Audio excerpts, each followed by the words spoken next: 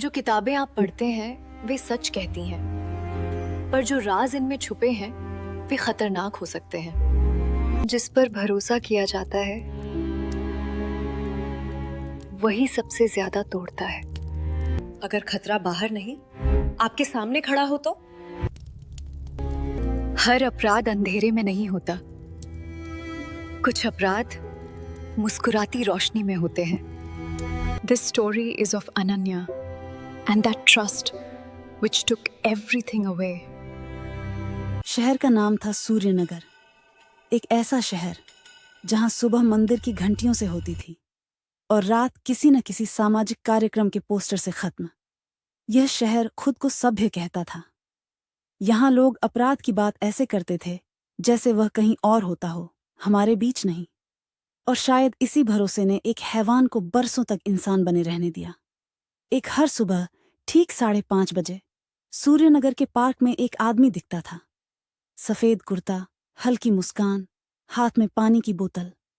वह सबसे पहले साफ सफाई करने वाले बच्चों से बात करता, फिर बुजुर्गों के पैरों को छूता और आखिर में झुग्गी बस्ती की तरफ चला जाता। उसका नाम था रघुवीर शर्मा। लोग उसे शहर की आत्मा कहते थे। रघुवीर कोई नेता नहीं था, फिर भी हर नेता उसके साथ फोटो खिंचवाना चाहता था। वह कोई अफसर नहीं था, फिर भी अफसर उसके फोन उठाते थे। वह कोई संत नहीं था, फिर भी लोग उसे देवता की तरह मानते थे। उसने एक संस्था बनाई थी, नवजीवन सेवा ट्रस्ट। गरीब बच्चों की पढ़ाई, विधवाओं की मदद, लावारिस बच्चियों का सहारा। हर अखबार में उसकी तस्वीर छपती थी, हर चैनल पर वही चेहरा, वही लाइन।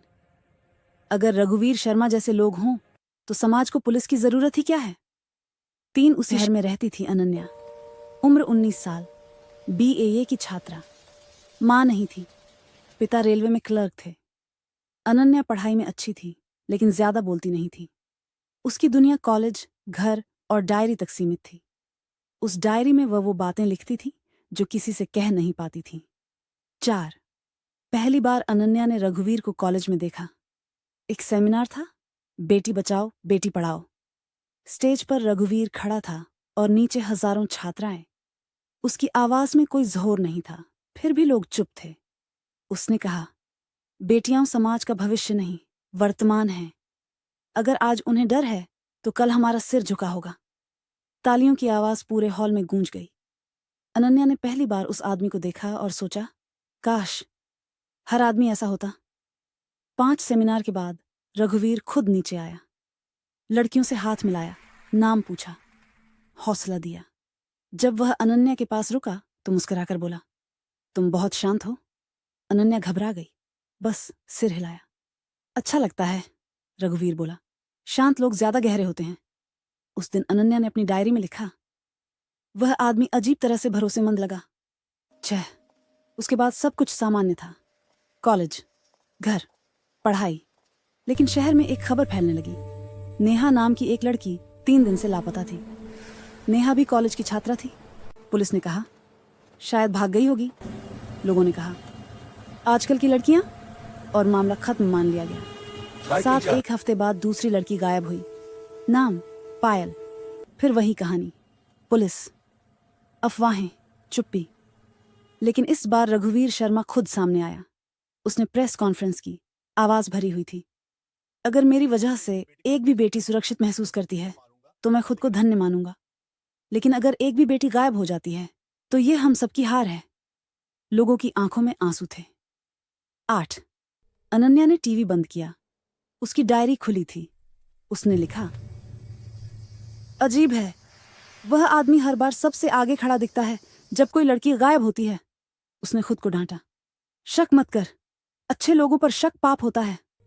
एक दिन कॉलेज से लौटते वक्त अनन्या को फोन आया, अनजान नंबर। उधर से आवाज आई, मैं रघुवीर शर्मा बोल रहा हूं। अनन्या के हाथ कांप गए।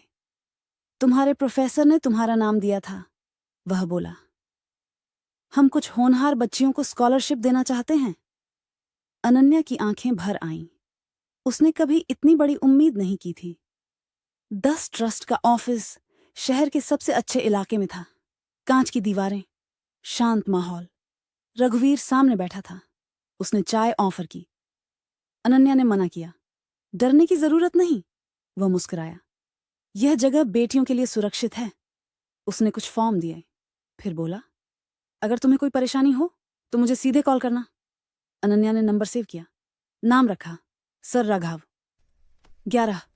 उस रात अनन्या सो नहीं पाई। उसके मन में एक अजीब बेचैनी थी। उसे याद आया नेहा, पायल और फिर रघुवीर की आवाज, बहुत नरम, बहुत भरोसेमंद। डायरी में उसने लिखा, कुछ आवाजें इतनी मीठी होती हैं कि जहर भी शहद लगता है। 12।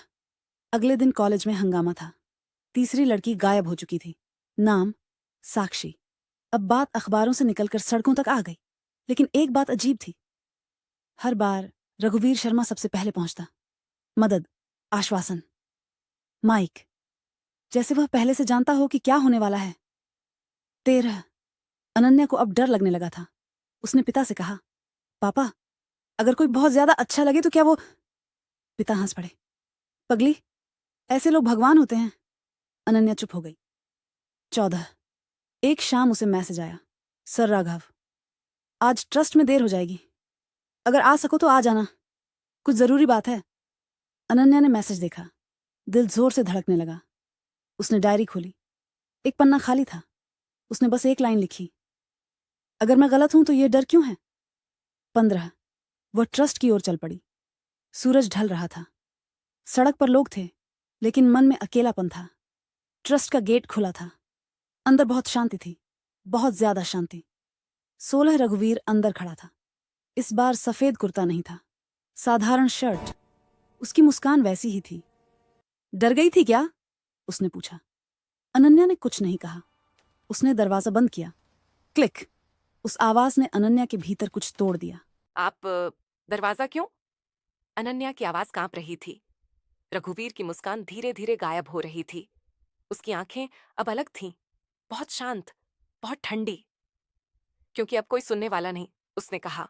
अनन्या पीछे हटी। उसका बैग गिर पड़ा। डायरी बाहर आ गई। रघुवीर ने डायरी उठाई, पलटा, एक पन्ना पढ़ा और पहली बार वह हंसा, जोर से नहीं, बहुत धीरे।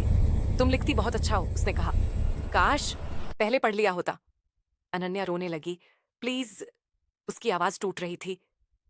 रघुवीर ने अपना हाथ बढ़ाया। उसी पल लाइट चली गई।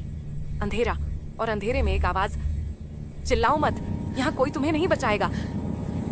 उस रात सूर्यनगर सोया नहीं, लेकिन किसी को नहीं पता था कि शहर की सबसे पवित्र मानी जाने वाली जगह में एक और बेटी गायब होने वाली है, और जिसे सब अच्छा समझते थे, वह अब अपना असली चेहरा दिखाने वाला था।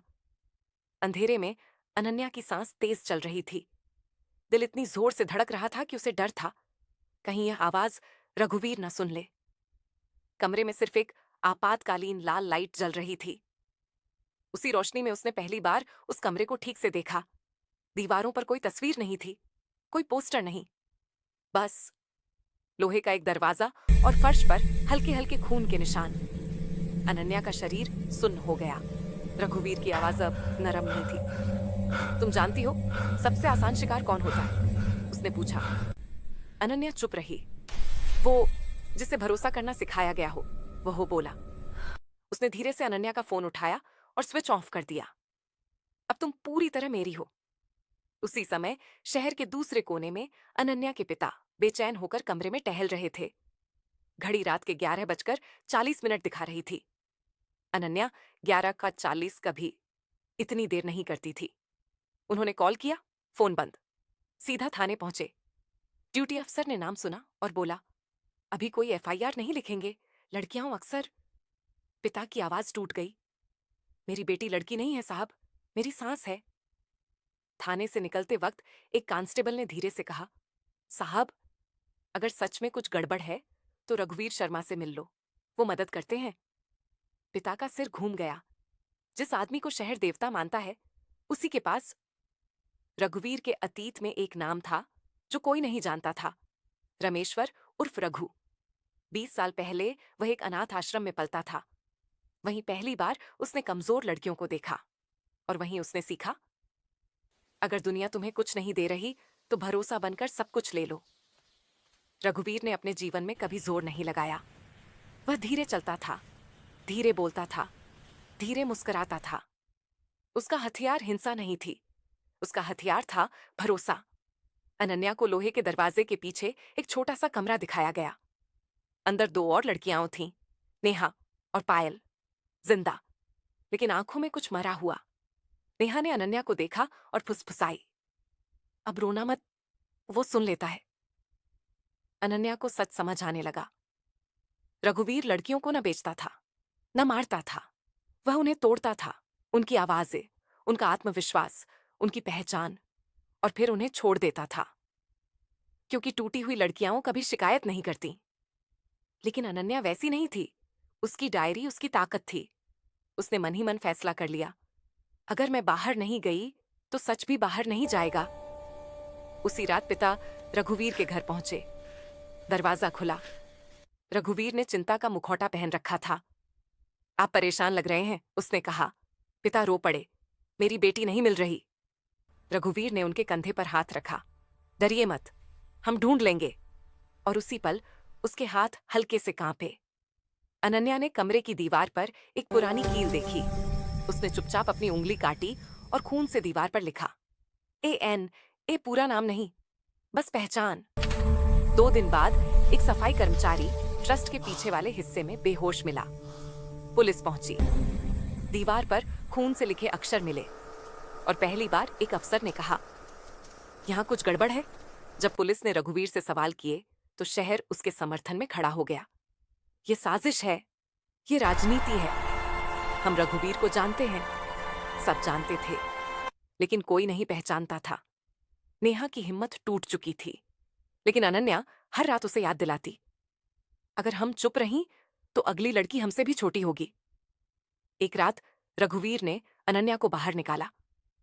तुम अलग हो, उसने कहा, तुम्हें मैं छोड़ सकता हूं।